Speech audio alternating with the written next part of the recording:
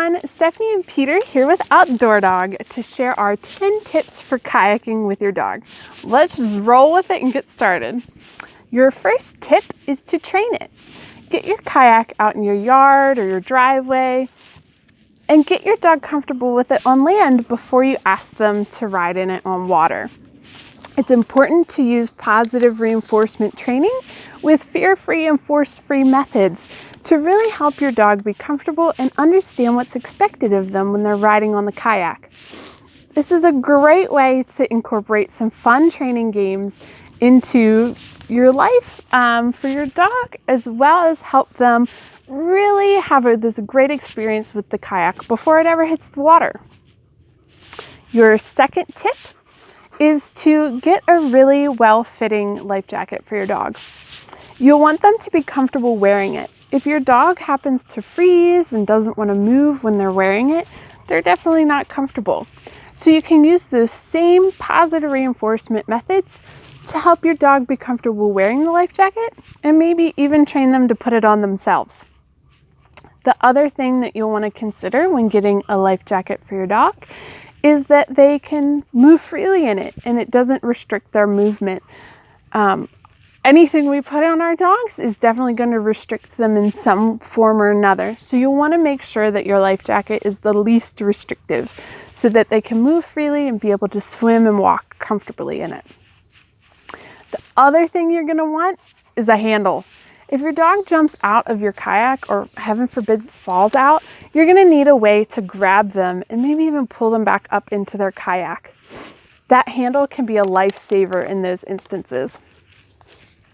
Your third tip is to really consider the weather as well as the water temperature.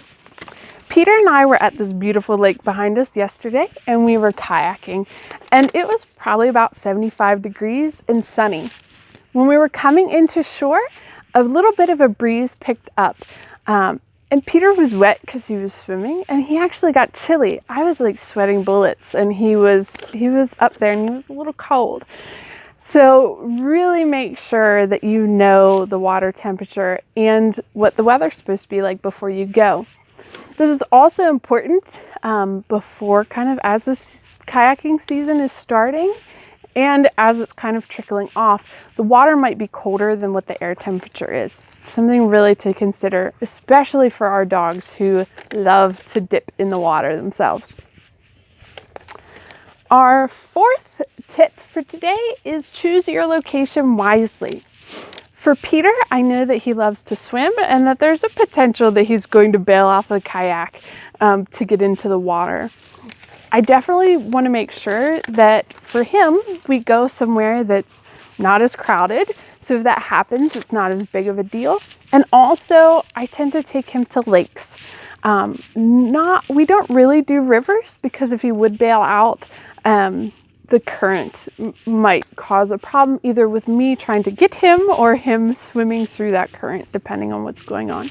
That's not to say that you have to avoid rivers entirely, but just be mindful of where you're going. All right, our fifth tip, Peter's favorite one, bring snacks for your dog. It's important to pack those treats so that if in an emergency, you have them. So for instance, my dog bails off my boat, runs up onto the bank, I can call them to come, they'll come back to me, and I already have my treats right there and ready to reward them for their good choice. But also, some different things happen in the kayak that you might not be able to expect. So one thing is, whenever I'm pulling up onto a bank, if I hit a rock and it really rocks the kayak and kind of startles Peter, I can give him those treats to be like, hey, that means treats gonna happen, no worries. So I really like to pack treats when I go. The other thing is, if you do the training before you ever get on water, bringing snacks with you to give your dog just reinforces that training and keeps them confident and understanding what's going on, even when they're in the middle of a lake. All right, our sixth tip for kayaking with your dogs is have a plan. You might be thinking, well, of course I plan. I'm going to this lake on this day. That's not exactly what I mean. I mean, plan what your dog is going to do when you're busy. Whenever I get to a place to go kayaking, like here at this lake, I have a plan for what Peter's doing when I'm getting my gear ready, when I'm getting my kayak ready, when I'm getting it in and out of my truck. What happens when you need to load up the kayak? What's your dog going to be doing then? I like to make every moment with Peter an opportunity for me to really pay attention to him and engage with him and bond with him. So I don't like to have him just being around without me paying attention. For Peter, what this looks like is he's usually crated in my truck and just waiting for me to get ready. I have seen, unfortunately, some people who have just let their dog off leash and just let them run about whenever they're getting their gear ready or when they're loading up to go home. The problem with this is, in that particular case, it was a busy lake and there was a lot of traffic, so there was definitely a danger there. The other problem is the dogs were going up to people who might not have been okay with other dogs, and they were also going up to other dogs who might not be okay with them coming up to them.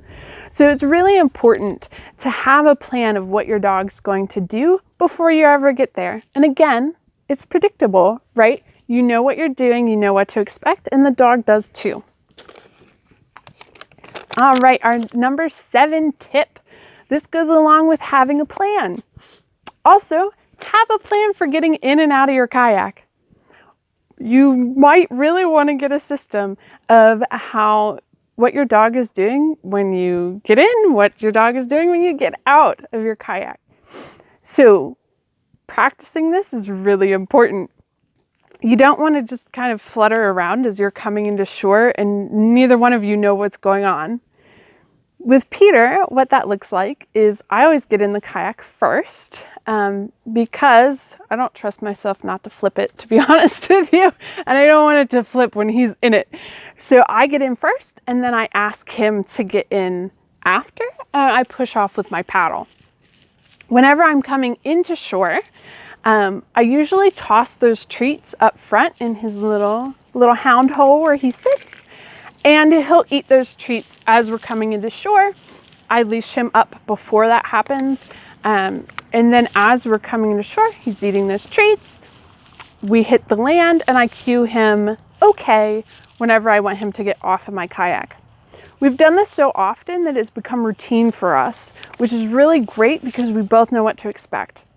But also yesterday, if you remembered, I mentioned Peter got a little cold because it started getting breezy as we were coming back into shore.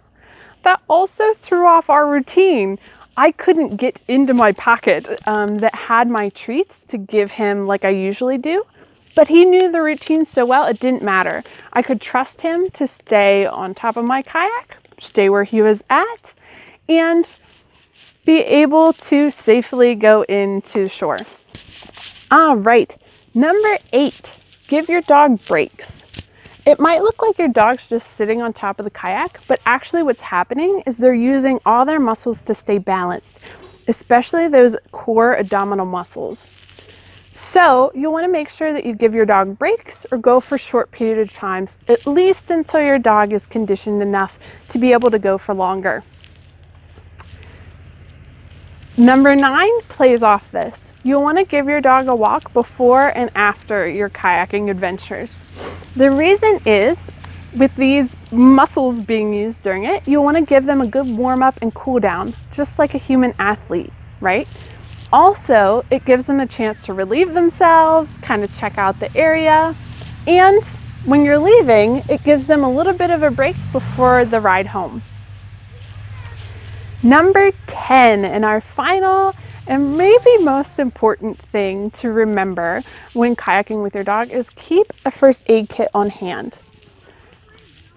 I don't really care if you keep it in your kayak or in your vehicle, but just have one there with you because anything can happen when we're going out and we're kayaking with our dogs or we're hiking or we're walking, and having that first aid kit on hand, hopefully you'll never have to use it, but if you do, it's there for you.